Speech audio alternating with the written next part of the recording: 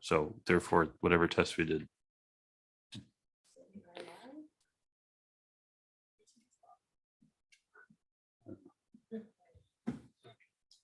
We're ready to start. Good morning. Chairman Meyer is not here at the moment. He may be joining us later on, but in the meantime, I'll chair the meeting. Agenda item 1 is the call to order. It's 9:30 a.m. on March 23rd, isn't it? Correct. Okay, this says 24th. I call this meeting of the Citizens Clean Elections Commission to order. I'd like to ask the audience members on Zoom to please keep your microphones muted, please. And with that, we'll take attendance. Commissioners, please identify yourselves for the record. Kellen Payton. Amy Chan. And I am Mark Kimball. We have a quorum. Item 2, discussion possible action on minutes for the February 24th, 2022 meeting. Is there any discussion? Mr. Chairman, If not, do I have a motion? I would move that we adopt the minutes as written. I think, is it for the February 23rd, 2023 meeting or? Yes, I'm sorry, 2023, yes. Second. It's been moved and seconded that we approve the minutes for the February 24th, 2023 meeting. I'll call roll. Commissioner Chan, Aye. Commissioner Payton, Aye. and I'm Commissioner Kimball. I vote aye too. The minutes are approved.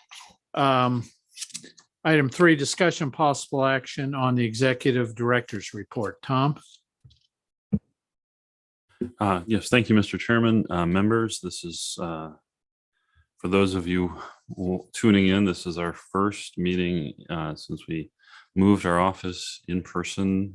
So that's very exciting. So thanks to everyone for being here, and thanks to to Paula Thomas, our executive officer, for all of her diligence in getting us to this place where we can start again, and to Mike Becker for help assisting with that as well. So thank you all for being here.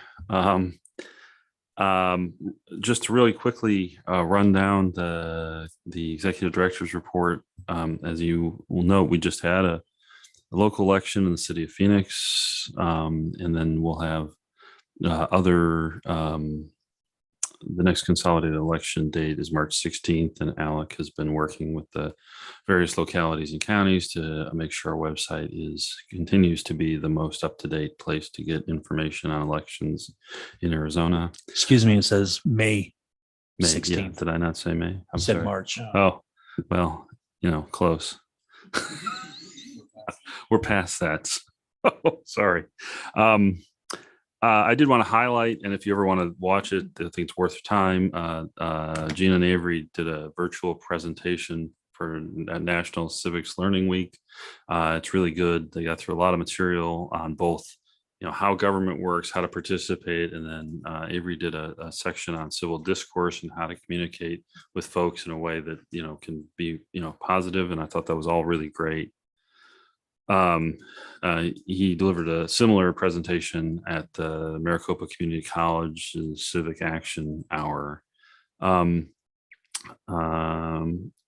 think, and we're continuing, both Gina and Avery are continuing to do outreach work with a number of different organizations. We're still working on the tenant improvement process here. We aren't quite there yet, although hopefully we're functioning. Mike is working with the Secretary of State's office on finalizing the biennial adjustments to the clean elections candidate spending limits. We had one iteration of that, and we think that will get revised a little bit based on some of our examination of it. And then Mike and Avery have been involved in the election procedures manual drafting process with the Secretary's office, and they met this past week. A couple other important administrative aspects.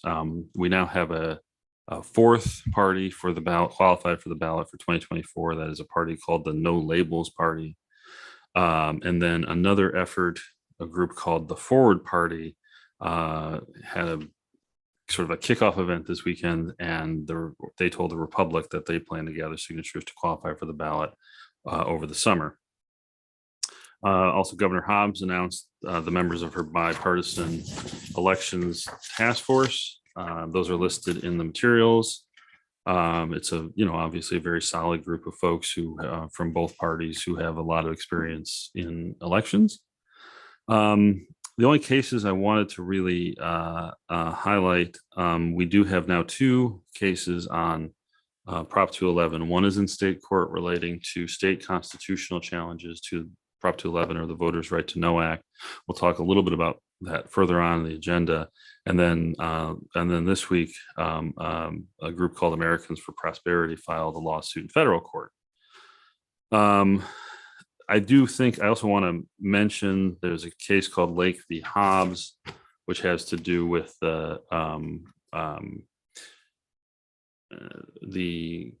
Carrie Lake, who lost the election in November. There was a trial where she was unsuccessful. There was a Court of Appeals ruling. She was unsuccessful.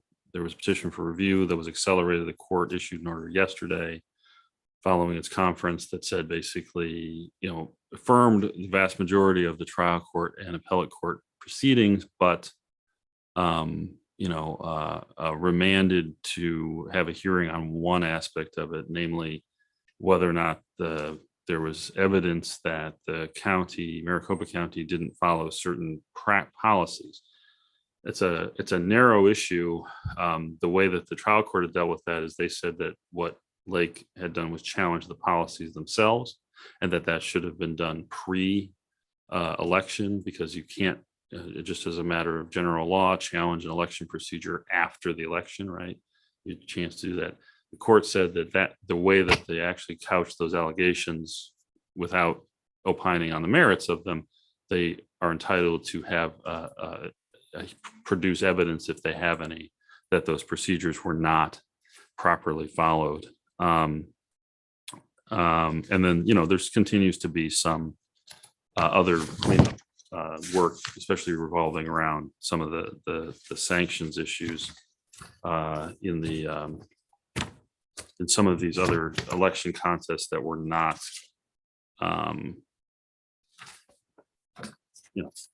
the fact that sanctions are at issue means they weren't particularly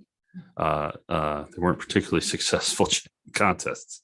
I want to make a quick note, the last really quick note on the regulatory agenda.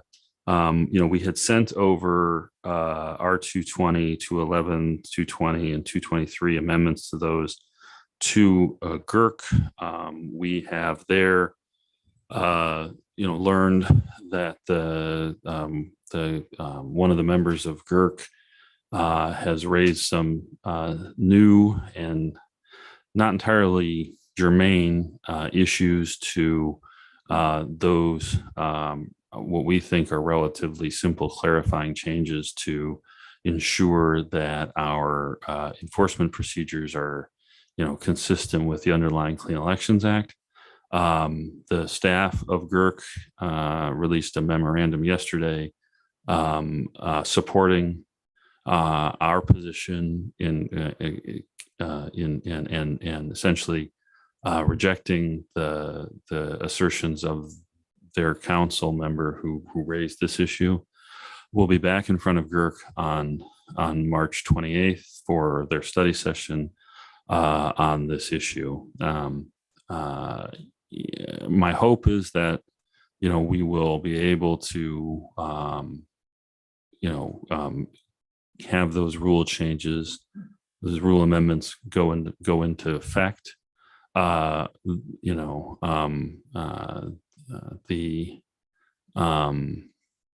rules are written in a way that makes clear that whatever decisions the commission makes respecting how to go about obtaining legal services for the purposes of enforcement proceedings and the like, that those are done lawfully. So for example, in those areas where the commission has authority to hire its own counsel, that's not an issue. In those areas where the AG has a role in selecting that, the rules plainly state that that has to be a lawful, a lawfully authorized person. So not really clear on what where we are, where this is headed.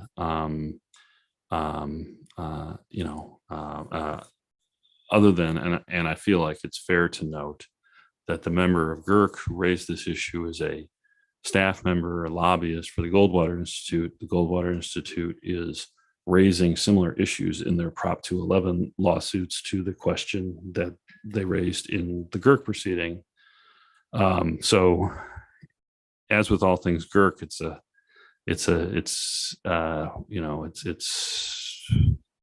when they embark upon this line of inquiry, it often takes an awful long time and it can be very costly, but perhaps in this case, we may be able to resolve this, but that's just a heads up for future events.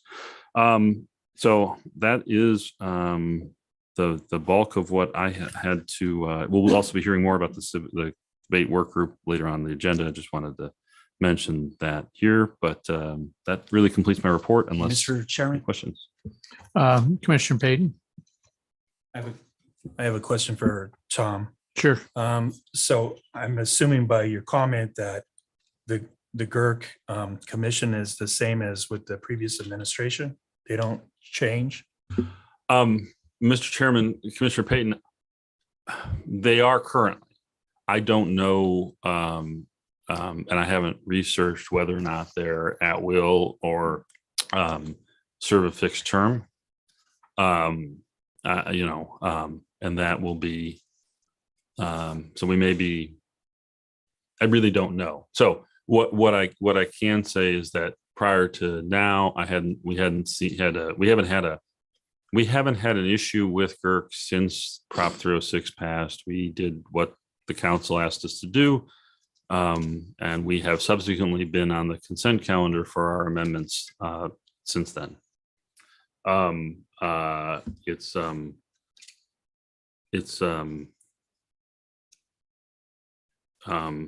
a little bit of so there's a hangover in that sense. I'm not sure, honestly, if the rest of the council shares this question or not. I really don't know.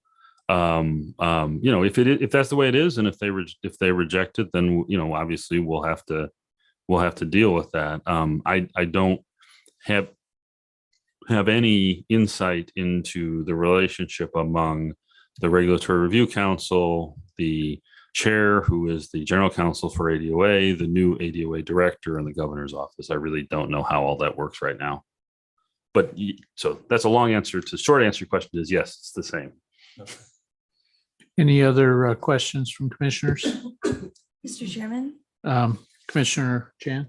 just a comment. I just want to commend staff and our attorneys for filing a motion for reconsideration in the Legacy Foundation case.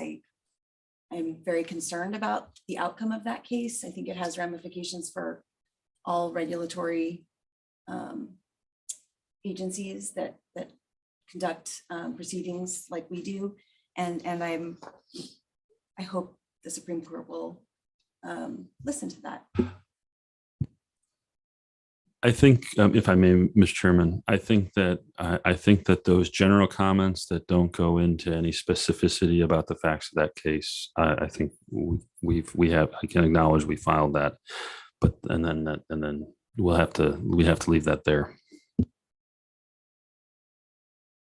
Thank you. Any other comments from commissioners or questions? Okay, thank you. Item 4. I'm a little confused here. I've got two different agendas. So are we now doing the audits? Yes. Okay. This thing. Oh, Or this is the whole. Item 4, discussion and possible action on the following 2022 primary and general election candidate audits. We have 12 audits before us. Kim Owens, Primary Election Corporation Commission, Sandra Clark, House LD 19, Oscar De Los Santos, House LD 11, Kyle Nitschke, Senate LD 7, Tatiana Pena, House LD 11, Athena Salmon, House LD 26, Mariana Sandoval, House LD 23, Kevin Thompson for the Corporation Commission, and Sandra Kennedy for the Corporation Commission, and Lauren Kuby for the Corporation Commission, Nick Myers for the Corporation Commission, and Kathy Hoffman, Superintendent of Public Instruction. Tom, is there anything about these audits that you wanted to discuss? Mike, I don't know, Mike, if there's anything you want to add, do you have anything? I think you want to just, Mr. Chairman, Commissioners, the audits, they turned out very well. I want to thank the candidates for working with our auditing firm, Fester and Chapman, who again are wonderful to work with. But there are no issues with these audits. They turned out very well, and we'd like to thank our candidates for working with us on that. Just so you're aware, the Kim Owens is the last primary audit you'll see. The rest are general election audits, and they're the bulk of them. There will be a few more at the next meeting, but for the most part, we're wrapping up all our audits. Okay, thank you, Mr. Becker. And any questions or comments from commissioners? Commissioner yes. Payton? I just want to commend everybody that coaches these people to do the right thing. And I'm really glad that we audit everybody to make sure that we don't have any slip ups. And so it shows the amount of work that you guys do to coach these people to do the right thing. So we stay out of the issues that we've had in the past. Thank you, Commissioner Payton. Commissioner Chan? Do we need a motion to approve these? Yes, Okay, yes. so, Mr. Chairman, I move that we approve the audits contained in item 4. I'll second it. Okay, there's been a motion by Commissioner Chan, seconded by Commissioner Payton to approve the 12 audits listed in our agenda. We will call the roll. Commissioner Chan, Aye. Commissioner Payton, Aye. Commissioner Kimball, I vote aye. Motion's approved, 3-0. Thank you. Thank you, Mike. Item 5, discussion possible action on debates work group. Gina. Good morning, Mr. Chairman, Commissioners. So at the February meeting, the Commission adopted the 2023 voter education plan. Part of that plan included the establishment and creation of a debates working group. This work group is tasked with reviewing our current debate process and identifying any areas for updates and improvements. So since that approval of the voter education plan, we have sent out invitations to stakeholders of the debate process to recruit members to serve on this group. I'm very happy to confirm that we have 28 members at this point. And I know that seems like a large group, but it's actually necessary to really provide diversity and representation of the stakeholders and of the voters across the state. So I can tell you when we sent out those invitations, we were very pleased that the response was overwhelmingly positive. People were excited that we were doing this and that we were doing it in a transparent and inclusive manner. So everybody was very eager to join, and we're very happy and grateful for all of these professionals who are dedicating their time and expertise to this work group. The timeline is the work group will meet ideally twice a month, where our kickoff meeting is going to be next Wednesday, March 29th, and it'll run through May. So we'll have about 5 or 6 meetings for the work group. And again, they'll go through agenda items to ultimately produce a report for the commission to consider of recommendations that the commission can adopt to, and again, improve our debate process. These meetings will follow open meeting law, so the public is welcome to attend them. They will operate just like our commission meetings. We're very grateful that Commissioner Kimball will chair the work group, and we will again have just like these meetings. We'll have a court reporter there. We'll have video minutes, so the public can very much be a part of this process.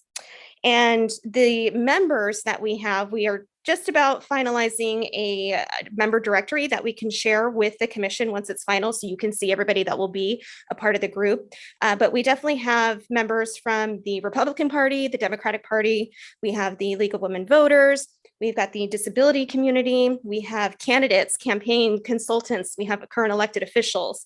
So we have a very great group of people who all have a stake in the debate process, so we can get those different perspectives as we work through potential updates.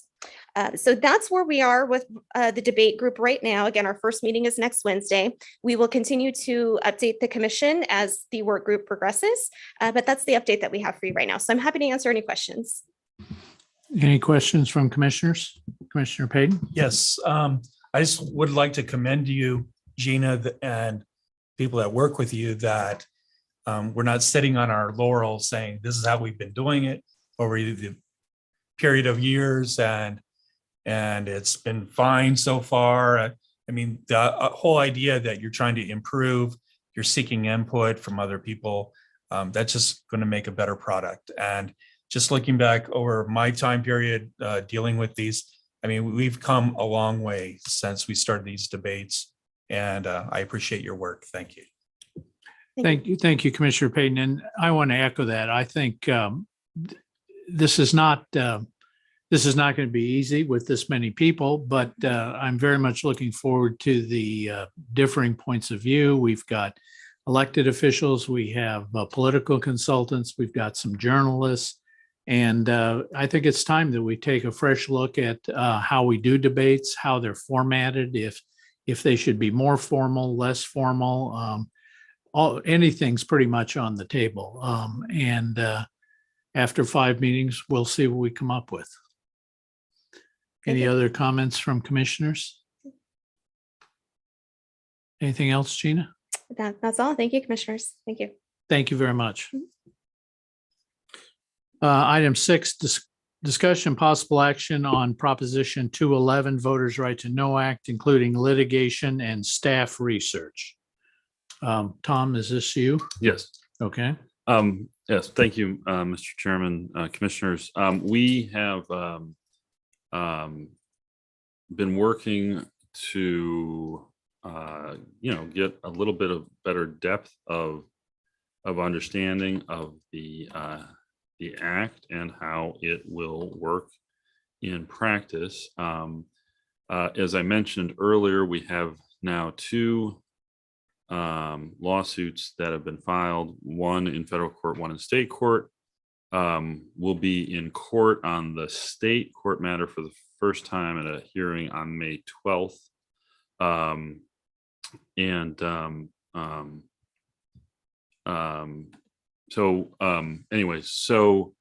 At the last commission meeting, commissioners had mentioned that we wanted to start sort of parsing this out a little bit, getting a little bit better familiarity with some of the ways in which this act functions. So what we did for this is we've sort of, what is in your materials is sort of a broad outline that was of what was presented back in December by the Campaign Legal Center. I want to say about the Campaign Legal Center, and which I've said before, and I'll probably continue to have to say, the Campaign Legal Center was involved in drafting and getting this act passed. That doesn't give them any persuasive authority over the commission or any particular, any input beyond anybody else. But the outline that they put together that you saw from the December presentations in your materials as a sort of background. We also pulled from the campaign materials, because it what was presented to the voters, some examples of how certain things work in practice, and we incorporated some of that into the PowerPoint that we're going to do. So we thought that the best way to do would be to break this into a couple of different units, if you will. So today we'll talk a little bit about, if we could go to the next slide, please. So we thought we'd start with the ballot proposition itself. This is the yes language, ballot language. And we're going to use this sort of as our outline to work through the issues. Requiring additional disclosures and reporting by entities and persons whose campaign media spending or in-kind contribution for campaign media spending exceeds $50,000 in statewide campaigns, or $25,000 in other campaigns. And then identifying the original donors of contributions of more than $5,000 in aggregate. So those two things, and we'll get into more depth about this in a second, set up the basic framework. You hit the threshold as the filer, essentially the end spender, and then the filing itself will be identifying original donors of contributions of more than $5,000. Today, we won't spend as much time on the penalties and the commission's rules, but those will be in future ones. If Kathy, if we could. Okay, so campaign media spending, that's the broad term that's defined in 16971. We try to break the series of slides down into categories of spending, right? So this slide will deal with candidates, the next slide will deal with initiatives, referendums, et cetera, right? So one of the differences between what we have done at Clean Elections on spending and related reports, this expands spending related reports that the Clean Elections Commission is obligated to monitor and enforce from candidates and independent expenditures. So that means clean candidates and traditional candidates. We have jurisdiction over both of those. We always have. And then we also have jurisdiction over independent expenditures for candidates. Two things. One, that's all at the state level, and it's only candidates. Now, under these definitions apply at state and city levels, state and local levels, and it's not just candidates, and it's not just IEs. Rather, it's ballot measures. So we'll talk about that in the first thing. But so this sets out the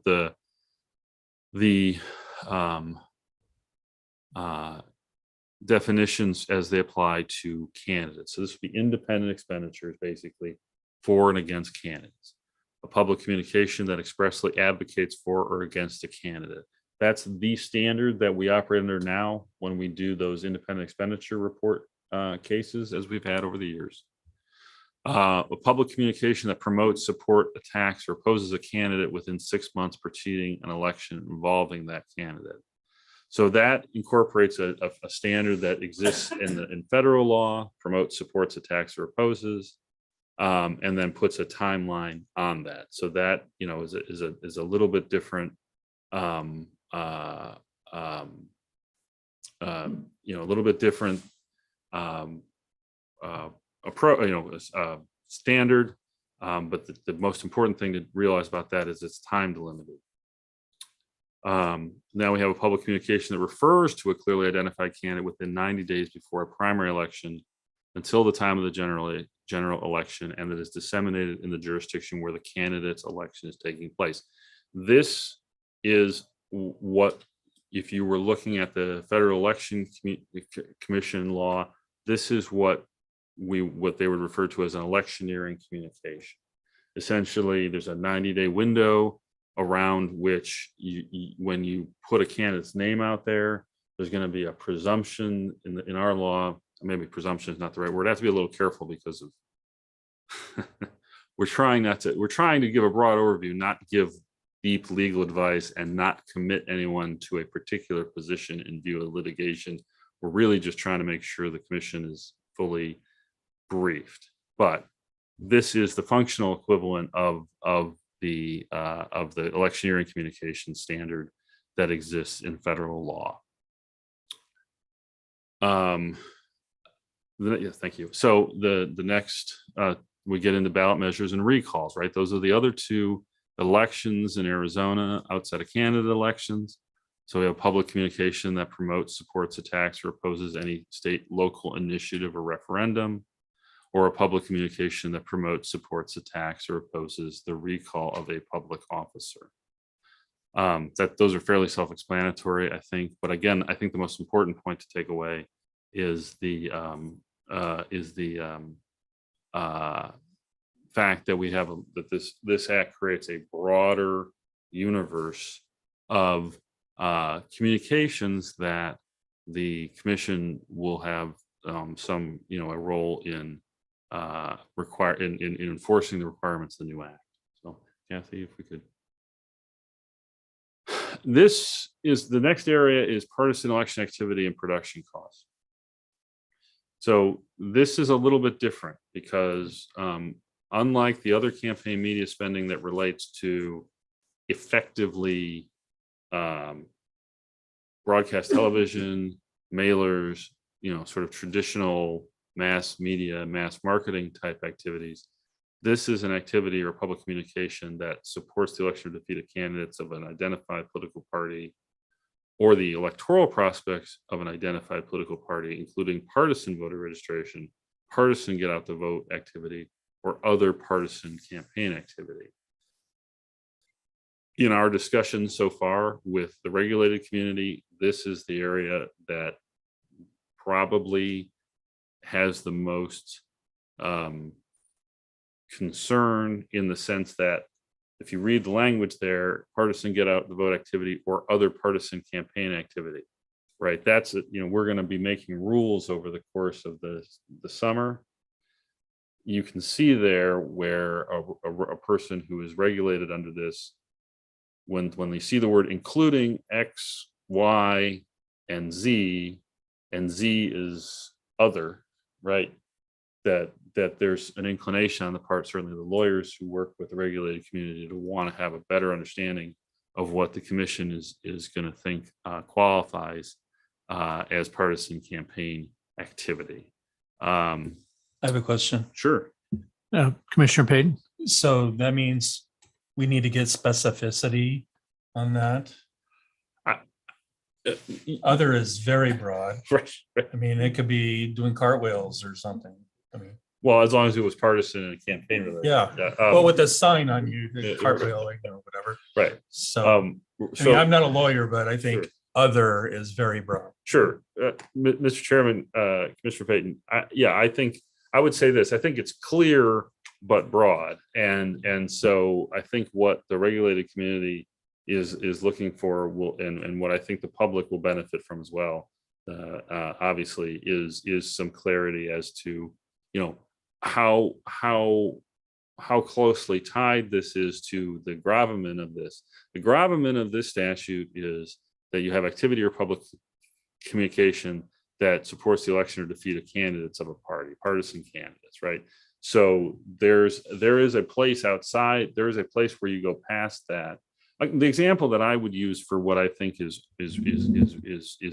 would be not covered. Back in my youth, I worked for a 501c3 based in Tucson, 501c3, 501c4 based in Tucson, that employed canvassers essentially as part fundraising, part issue related education, but they went door to door. This was the old League of Conservation Voters. In that kind of activity that doesn't have any relation to a candidate or a party or those kinds of things, that's going to be, at least that's, that's an easy one, it seems to me, to say that's going to fall outside of this definition. But I do think that, so really nailing down precisely what partisan campaign activity means in some specific examples to make that language, I mean, like I said, it's clear on its face, but to make it, followable, I think will be important. So the court is probably going to tell us what that's going to be anyway, right? So we can make all of our whatever, but right. I mean, hopefully they will delineate something before we have to deal with that. Well, it'll be interesting. So that relates, Mr. Chairman, Commissioner Payton, that's a good question because, I mean, the way the two lawsuits are set up, they would essentially assert, in effect, that all of this is too vague and overbroad. I would disagree with that. So the current lawsuits, are about saying you can't do any of this. Now, that to your point, though, very much we anticipate over the course of this law's existence, as sort of what we call as applied challenges, which is, I did this, the commission thinks it's this, somebody else thinks it's that. That challenge will happen. I think as we get to the place where we start to promulgate draft rules, yes, I anticipate we will ultimately have a this would be an area that would end up being pretty ripe for litigation in addition to the litigation that's filed. And yeah, and there may be some clarity there. I think that, the reason I think it's clear for constitutional purposes is because, partisan campaign activity is a limiting factor. In other words, it can't mean, like I said, it can't mean, traditional door-to-door canvassing for, for a particular issue like an environmental issue. Mark, you may remember, I'm sorry, Commissioner Chairman Kimball, you may remember, when the League of Conservation Voters did this back in the 90s. This is, Sounds familiar. yeah. So that's just the best example that I have personal experience with of what I think would not be partisan, not be campaign activity. So, but yeah, that's going to be, so it's the reason I feel like all these questions are good, because these are all the questions to have in your mind as we get to the place where we're going to have drafts in front of you of draft rules in front of you. And if I could ask one other question. Sure. So this applies to the gubernatorial campaign all the way down to local, Right. city council races, school board races? Well, Mr. Chairman, so this particular section will be interesting. I'm not prepared to nail down that as a general proposition. The campaign media spending, if it hits 25,000 in any local race, whether it's a school board or a city, is going to trigger potentially a filing obligation. Now, I'm not sure that the folks who drafted this were thinking about school boards per se or excluding school boards per se. This section, provided our school board races continue to be nonpartisan races, and provided that the vast majority, I think it's maybe two, maybe only one city, that Tucson being the biggest, that do partisan, this kind of activity, you have to have an identified political party. You have to have an identified political party for the prospects or candidates of an identified political party.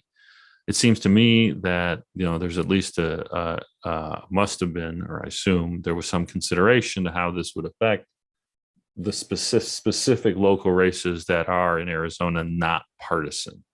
And when does this go into effect? Well, what we've said in court so far is that although the law is on the books, until we are in a position where we have both a combination of appropriate regulatory decisions and a filing system that facilitates the disclosures, it's in effect but not being acted upon. In other words, we're not currently holding anyone to account for any activity under this, or I should say account for disclosing any spending related to these activities because of the reason I ask is there are city council races, mayoral races in Tucson this fall. Yeah. Do you anticipate this will be applied to them? Right now, I would not. What we have told the court is that we anticipate, based on my experience with rulemaking, and I say mine because I'm the person who wrote the declaration, but based on my experience, the time to do the rulemaking and the time it takes to do a computer system, we're looking at January 1, with the principal idea being that the most important, partisan races in Arizona that will start are the state legislative and corporation commission races that will be starting in earnest on January 1, 2024. Okay, are there any other questions before we move on? Okay, Tom, continue. And then the other thing that's here, I think, is important to recognize, because it sort of clarifies a point that we've never really, since the days of matching funds, which none of us were here for except Mike and Paul, I think. We haven't really had to deal with what to do with production costs. So on our independent expenditure reports, we have sort of left the regulated community to draw a conclusion about what it should include. So some members of the regulated community on their existing trigger reports put a lot more information than others. We've never been asked to clarify that in any kind of formal policy. This makes clear that that essentially the production costs that go into, for example, a television ad, those are going to be considered campaign media, part of campaign media spending. Because you could otherwise say, my ad buy was $500,000 and that's the end of it. Maybe my ad buy included, $20,000 in production costs, and maybe I based it on a $5,000 poll. I don't know. These are made up numbers, but those production costs are going to go into determining whether or not you hit the threshold, for example. So if your ad buy was under the threshold, let's say you did an ad buy that was $45,000, but you had more than $5,000 in production costs, that's gonna put you over the threshold. So any questions any further on that slide? Okay. Kathy, do you mind? Yeah. Okay. I also want to make a quick mention of exceptions, because they are important. Independent news media, that's a truncated version of what it says. It says newspapers, radio, et cetera, in the statute. But basically, like every other campaign finance law in the country, there's an exception for bona fide news reporting. Nonpartisan voter registration and turnout activity. So we know now when we go back to that earlier slide, we alluded to partisan get out the vote. We know there's going to be a distinction to be drawn between partisan and nonpartisan. Traditional book publishing and documentaries, that's again a pretty standard exception. And then importantly, for our purposes here at elections, debates are not campaign media spending. Those are the big buckets of exceptions. And when you look at this, you look at campaign media spending holistically, you can see how the exceptions help put in frame the things that are supposed to be regulated, especially on the voter registration and turnout activity issue. Any questions there so far? Okay, Kathy, thank you. Okay, we probably ought to talk about what is a public communication. Should be relatively familiar. The first two, that's similar to what we use under the Clean Elections Act for to define those activities that trigger the independent expenditure reporting requirements: broadcast, cable, satellite, internet, other digital methods of reaching voters, newspaper, magazine, outdoor advertising, mass mailing, or other mass distribution, telephone banking, and other form of general public political advertising and marketing, regardless of medium. So, again, we know it's a paid communication to the public. So, that generally, it seems to me, doesn't contemplate, volunteer telephone banking as opposed to paid telephone banking. You have to have this is not a regulation that is about speech qua speech, which is to say speech itself. It's about money. And so, so it's paid communication of telephone banking. That's a little different. I don't think there's anything existing, and Commissioner Chan, correct me if I'm wrong, I don't think there's anything else in Arizona law that talks about phone banking specifically that I had recalled, but yeah. And then importantly, it doesn't include, and this has been true under the Clean Elections Act as well, it does not include communications between an organization, its employees, stockholders, or bona fide members. So, for example, if you have an organization, League of Women Voters would be one that would be an example where you have dues paying members who are, bona fide members of that organization. Communicating with them is not going to be part of this, and it never has been. So, Kathy, if we could, yeah. Okay. So we want to talk a little bit about who the filers are. These are what the statute refers to as covered persons. I chose to kind of say filers because it's sort of where the rubber meets the road.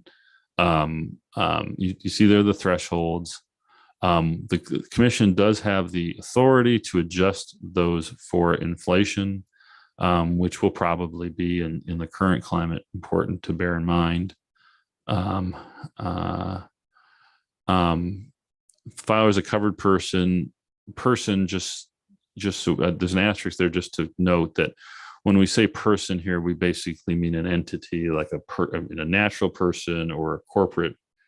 In general in the law, corporations are people too. So, that's just to bear that in mind. Whose total campaign media spending or in-kind acceptance is over the thresholds. And this is the last clause here will be something that you want to pay attention to as we go forward. Accounting for all entities established, financed, maintained, or controlled by that person. So that will be an area in which we'll probably want to add some clarity, because determining who the person is and what the entities established, financed, maintained, or controlled by that person are is going to be important. There are some issues there around national organizations in particular that might have organizations in Arizona, but might have other organizations in other states, and whether or not and what the reach of this statute would be in terms of activities that are under one umbrella but done by some subsidiary.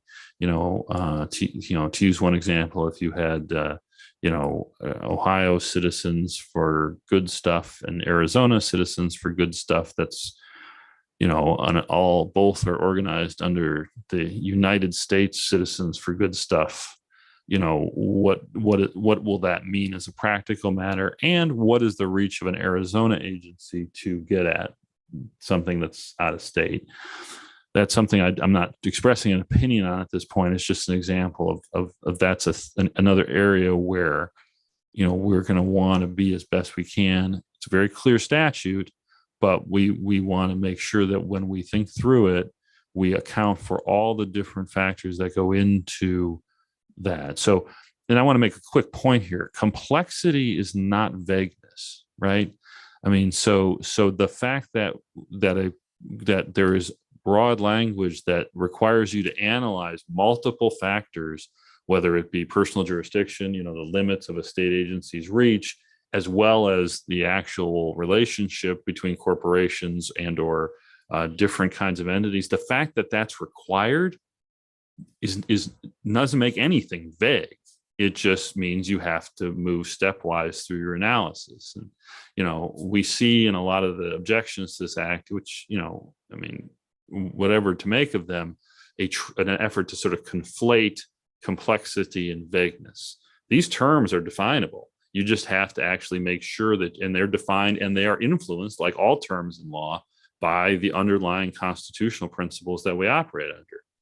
If that cannot make something vague, that's literally what, it is to live in a society governed by the rule of law.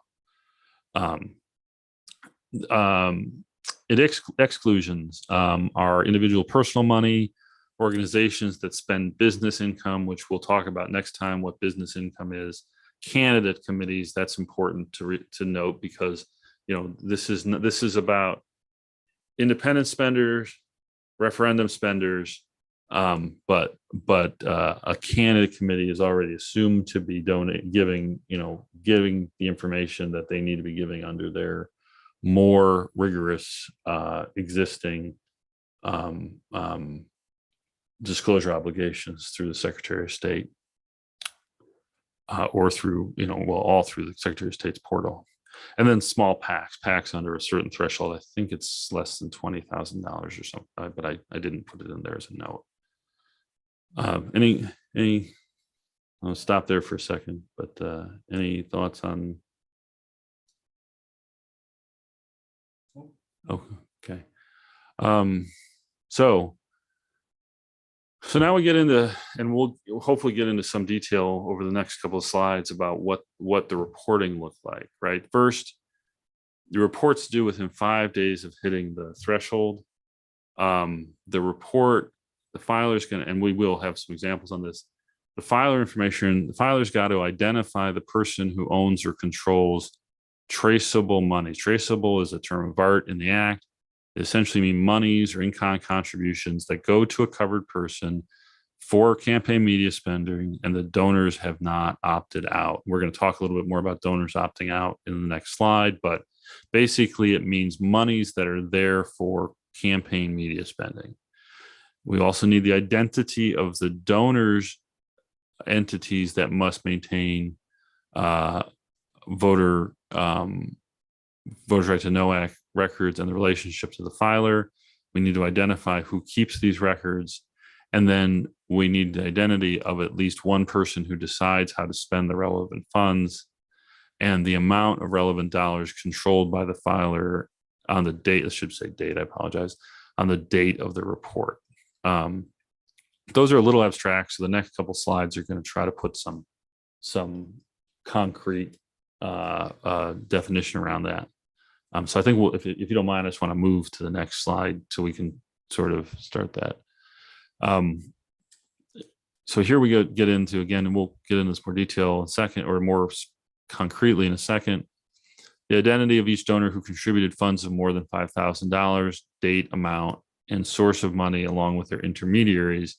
And then, of course, the identity of intermediaries who transferred more than $5,000 to the filer, and the date. I must have had something on my mind. Amount and source. So, for purposes of this presentation, state means date, unless it doesn't. And the identity of any person whose contribution were more than half the filer's campaign money at the beginning of the cycle. Report spending, the identity of each person who's paid $10,000 or more during the cycle, including the date and the purpose of the spending, including the name of the candidate or ballot spender. So to back up 1 second, and we'll see this in more concretely in a minute, you've got a report that's got information about the filer, you've got information about the donor, and then you've got information about the spending. Now, again, in the context of litigation, there's in the complaint and the PI and in the new complaint, there's a lot of stuff about anonymity and chilling of speech and such. The reality is that the bulk of this information is no different than what what IEs were supposed to be reporting prior to the 2016 act that the legislature passed, that you may recall essentially gave 501c4s a free pass. It was called at that time derogatively the dark money bill, right? So in 2016, the legislature and the then Secretary of State, pushed through a bill that sharply limited the amount of disclosure that could be made by anyone who claimed and filed proper paperwork to be a social welfare organization under the IRS. The information here, for the most part, is information that previously would have been required for somebody who was playing heavily in state elections.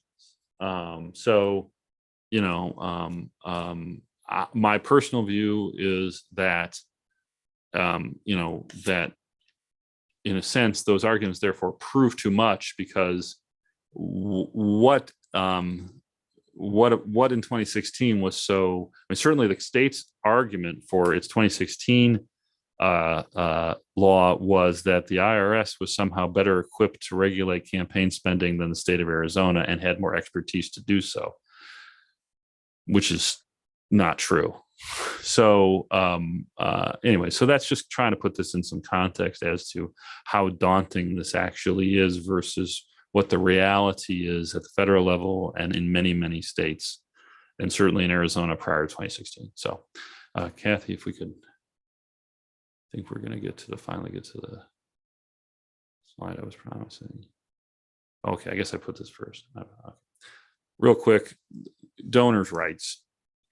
Donors, filers have to inform donors in writing of the right to opt out before using money for campaign media spending. In my view, what this creates is it says, look, the donors have the right to know what's going on with their money.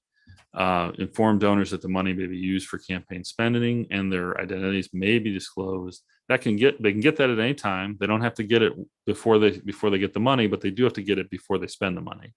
And so they have 21 days to do it. If they've worked, for example, if I collected money from the ABC Foundation, and I want to use it for campaign media spending, I have to give them up to 21 days to give me consent, or if they give it to me right away, then that's the earlier date. Donors who have given monies obtained elsewhere have to provide the identities to persons who gave more than $2,500 to the filer. Same rule for in-kind. They have to keep the records for 5 years.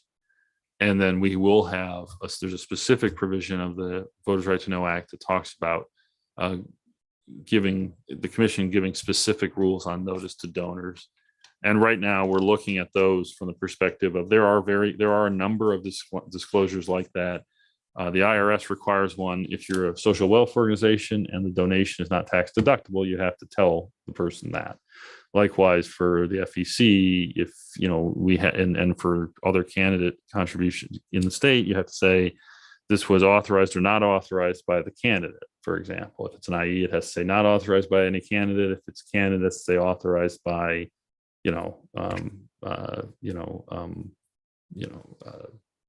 John Smith for Senate. I have a question. Sure. Are we going to have to get a lot more staff?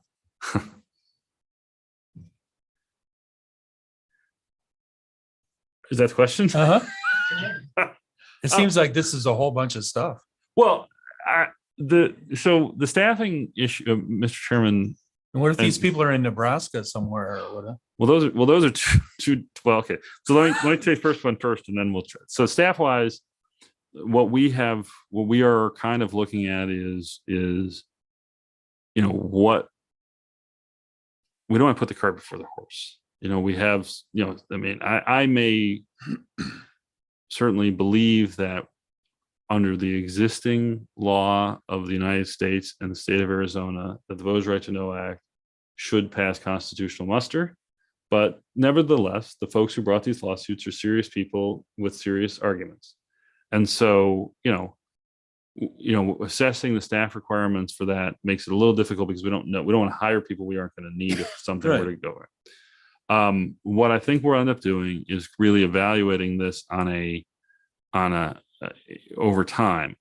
I will say this, for the most part in our independent expenditure regulation, and the city of Phoenix has a similar law in the books, and we'll see a form that they produce later on in this presentation. To the best of my knowledge, they did not have to grow their staff incredibly large.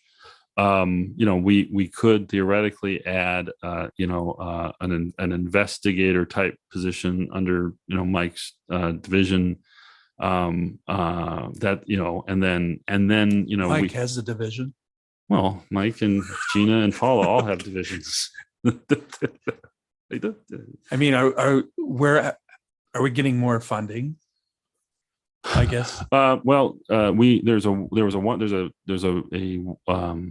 1%, one additional percent surcharge on the fines and fees was added by the initiative to offset the costs. Right now, as far as our spending, we're pretty. It may not seem that way, but we're pretty frugal on most things. I mean, in terms of our budget, we have not really ever had we certainly have never had a bloated staffing. I mean, we are also able to outsource or hire a lot of contracting. We've been able to contract for some of our more intensive investigations. Just to give an example, I think this is before all of you were on the commission, but we had a candidate who we did a pretty thorough investigation of his campaign activities and how they, how they use certain funds they ought not have been using, and how they therefore exceeded, at least in our view, the thresholds of money, both the type and thresholds of money they were entitled to take. We ran that investigation through. We had an outside attorney that we hired, and we had an outside private investigator that we hired, who were free of conflicts, and we were able to undertake it that way. There are also going to be, and this will get into the regulatory issues that we're going to speak about starting at the next commission meeting. There are also some issues about how we want to organize that itself, how much that needs to go through the commission, how much that needs to be separated out from the commission, and how much, frankly, that may end up relying on the Attorney General's office. Those are all topics for discussion. And so the staffing question and the policy on I should say the rules related to enforcement and the staffing are interrelated, and since we're really in a position where we're still, kind of waiting for some things to gel before we can weigh into how the Right. enforcement's work. It just seems rather daunting, all these things. It seems like it's tripling things to me. The real issue, I mean, to your point, Mr. Chairman, Commissioner Payton, from my experience, the real issue is how good can we get at how good will people be at compliance first?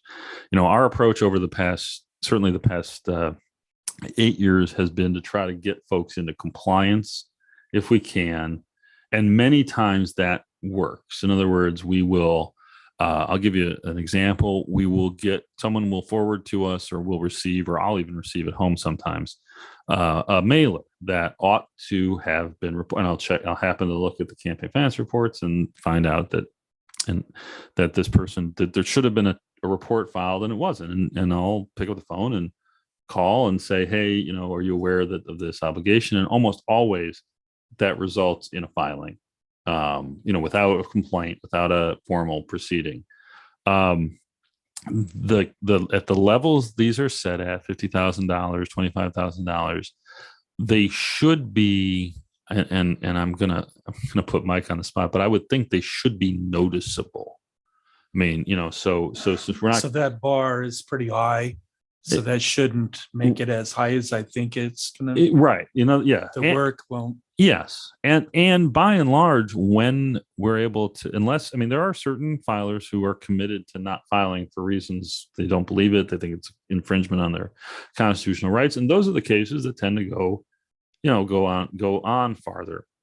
But part of this is, and by what we've tried to do is, both with the court and our communication with at least the representatives of the regulated community, move stepwise through this so that we can come out with what we think is a lasting, stable set of guidelines and rules that should make compliance. Now, there are going to be people who are going to make all kinds of claims about how this infringes on their rights, but our goal would be to make sure that the actual physical act of compliance, like clicking and sending and all that stuff, that and the rules themselves are all clear enough that part's not an issue, right? We people want to have arguments about how they feel like there's an affront to their First Amendment rights. That's one argument. What we would like to do is take the administrative part of that, like the just it's cumbersome or whatever,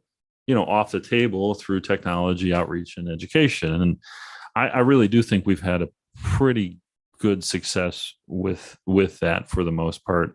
As you've seen, I'll just two examples. Number one, since 2014, the number of complaints the commission has received has dropped from like, I don't know, 40 something that year to like what, 8 or less this year.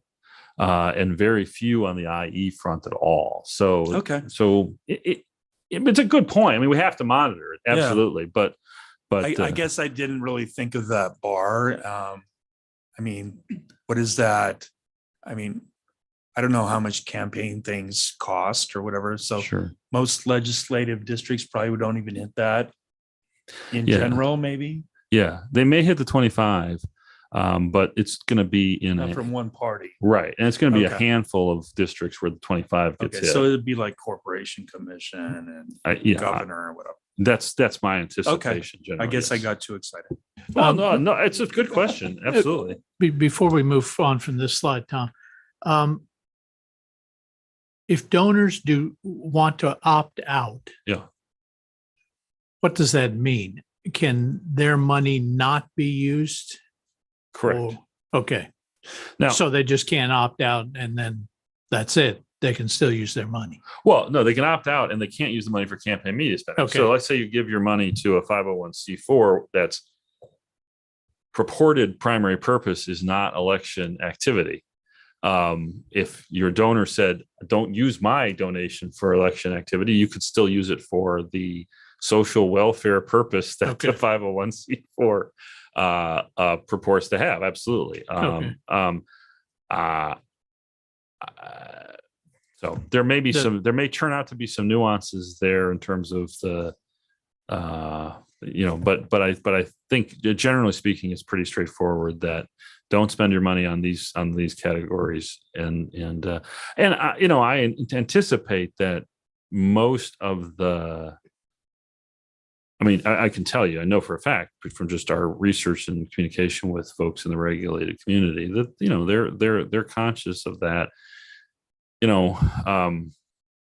What they have said is to the effect of, our biggest issue is really not so much the disclosure, but the surprise disclosure. I mean, so long as we're educating, we have a good sense of what the policy is.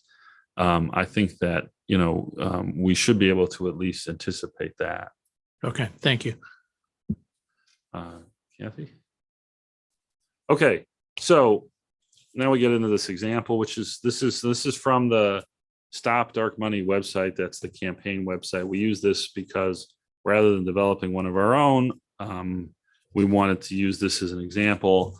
Obviously this is only for illustrative purposes. This is not to be interpreted as any kind of stipulation to this is how it works, or to any kind of adoption of Stop Dark Money's positions on anything at all.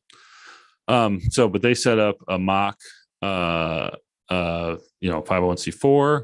It's got $1 million in traceable monies. That is to say, monies that can be spent on campaign media spending, $50,000 in non-traceable monies. That is to say, monies where for a person has said, I don't want my money spent on, campaign media.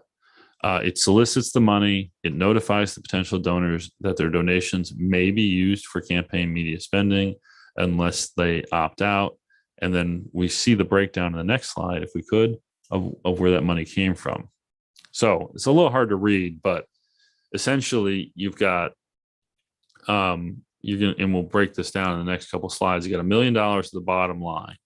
300,000 of that came from Moms for America, of which, Moms for America has a bunch of donors itself. And this, after we go through all this, it'll tell us what happens to all these different organizations and entities, how they get reported. They get another $200,000 from an LLC. They get $170,000 from Dads for America, which is a smaller group, a more grassroots group. We can see that because it says all of its donors except one gave less than $2,500. They've got $130,000 from Acme, a for-profit contribution. That came from the business profits, right? So we'll see how they start to come together. That's business income. $100,000 from a group called Our Best Days Ahead. Then we have personal monies, Maeve Murphy, and then Lewis Garland, who's a First Des Moines is before national, and then we have Lewis Garland, who is opted out of his money being used for campaign spending. So we get to $1 million. So we may have to go back to that, Kathy. I hope we don't, but let's go to the next one to start to break it down. Okay, so Acme. Acme is donated to Americans for Security.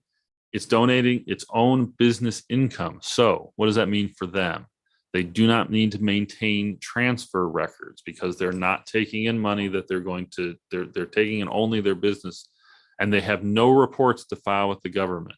They have to tell Americans for Security that that the source of its donations is its own business income, but they don't have any independent filing obligation. The individual donors who each gave less than $5,000, they don't have to provide Americans for Security with any information about the source of their donations at all. If we go to the next one. So then we get into some of these bigger sort of nested donations. Moms for America, Dralac, Dads for America, and Our Best Days Ahead. Okay, all of those groups had money that came from, if you remember the earlier slide, money that came from other original sources. So, and those entities are all major donors. That is, they've given over $5,000. Those entities themselves don't have a filing obligation to the government, those entities themselves, but they do need to tell Americans for Security the original sources of their contributions and any intermediaries who transferred the money before it got to them. Okay, so that's starting to, that starts to sort of illustrate how this is going to work. The filer, the end spender, is asking information from the intermediary or secondary source about where they've gotten their money, and then we'll see this illustrated further as we go to the forms. So if we could go to the next. Okay. Maeve Murphy, under this example, can't be designated as traceable monies because she's a foreign national and therefore a prohibited donor. At least I think that's still how we currently understand things. I'm not entirely sure. There may be some areas for candidates anyways. I think that's still true. And then Lewis Garland said, hey, I'm not traceable money because I don't want you spending my money on campaign media spending. So his money can't be used for campaign media spending in Arizona, and he will not be identified in Americans for Security's reports required by the Voters' Right to Know Act, right? You opt out, then your name's not going to end up in any report. So we could go to the next one.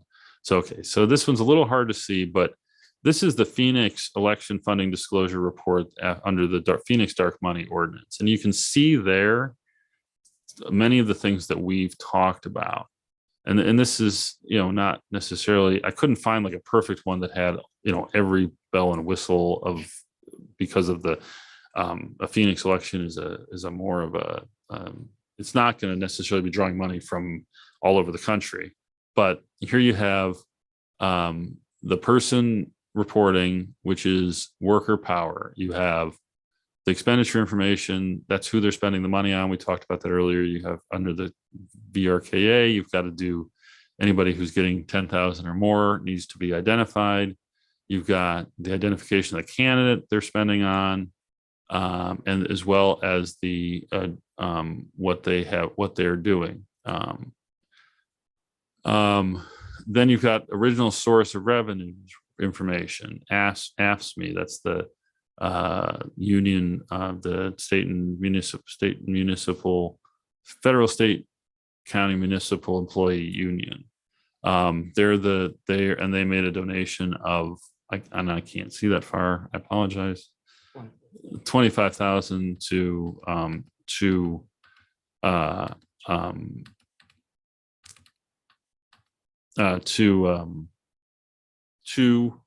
worker power, right? So you see, and then there's no intermediary there. So this is a pretty simple example, but it at least illustrates what we're talking about in a pretty discrete way. You've got who the organization, who the end spender is, who their vendor is and who the source is. Now here, AFSCME, doesn't, yeah, and there's some nuances, differences between the state law and the Phoenix law, but essentially, AFSCME would have to check to make sure that all of their, there's no other donor that they're required to report.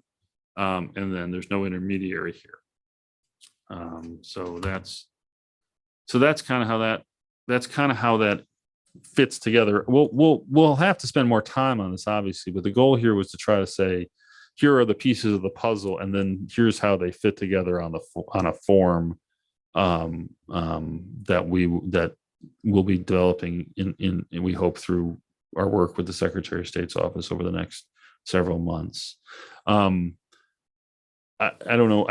That may be hard to jump into questions right now, but certainly if you have some time to review this and have other questions, we want to spend some time on this at the next, several meetings. This is really, like I said, just a part one. I think that the broad overview we got in December covered a lot of ground really fast, but I think that, as we get towards implementing this in practice, we'll have to have a real, I want you all to feel comfortable having as much information as you have and fire away at the questions you have. If we could go to the next slide, I wanted to note, okay, so there's also, as a backstop to all of this and to try to make sure that the public receives all the information that they're entitled to, there's an anti-structuring provisional law, and these are the elements of it. You may not structure or assist in structuring or attempt or assist in attempt to structure any solicitation, contribution, donation, expenditure, disbursement, or other transaction to evade the reporting requirements of this chapter or any rule adopted under it. So in the Stop Dark Money campaign literature, they referred to banking type regulations that go against structuring. The famous type of example is you are trying to cover up a crime and you pay the person you committed the crime against, let's say you give them $999,000 a year for 20 years in an attempt to not, trigger the bank having to list you as a suspicious activity. Right. I mean, that's our longest serving Speaker of the House of the United States Representative went to prison for that. So, those are the kinds of things that we're going to be looking for. Obviously, we've heard some thoughts and concerns from folks who talk to the regulated community about, well, what is attempt or assist? And does that mean if I'm a lawyer and I tell somebody X, is that structuring? I mean, so there may be some nuance there that we want to create. One of the things that's in the Clean Elections Act, for example, itself, which I think has a hook here, is the Clean Elections Act itself says bars the delaying of reporting a contribution to avoid the reporting to get, for example, if you wanted to report in the next reporting period and you sort of delay the report, right? Those kinds of things are not, generally accepted protocols to ensure that folks are, complying in good faith. So that's, and that's ironic. So I'm sure you don't have any questions. Are there any questions or comments from the commissioners? Mr. Chairman, I just want to thank Tom because, it's a new law. It's got a lot of language and new provisions, and I think this overview was really helpful. Agree. Anything else? Commissioner Payton? I just tag Mike, you're it. Thank you, Tom. Item 7, discuss some possible action on 2023 chairperson. Seems like we ought to wait until we have more than 3 of us here. And I kind of hate to overthrow Chairman Meyer in his absence. So maybe we ought to at least wait till he's here. Any Any objections to putting this off? No objection. Okay. Item 8, public comment. This is the time for consideration of comments and suggestions from the public. Action taken as a result of public comment will be limited to directing staff to study the matter or rescheduling the matter for further consideration and decision at a later date or responding to criticism. Please limit your comment to no more than 2 minutes. Does any member of the public wish to make comments at this time? Either in person or on Zoom? Anyone on Zoom can raise their hand or do something else to call attention to themselves. I guess not. No one seems to want to make comment. Item 9, motion to adjourn. Mr. Chairman, I move we adjourn. Thank you, Commissioner Chan. Is there a second? I second it. Moved and seconded that we adjourn. I'll call the roll. Commissioner Chan, Aye. Commissioner Payton, Aye.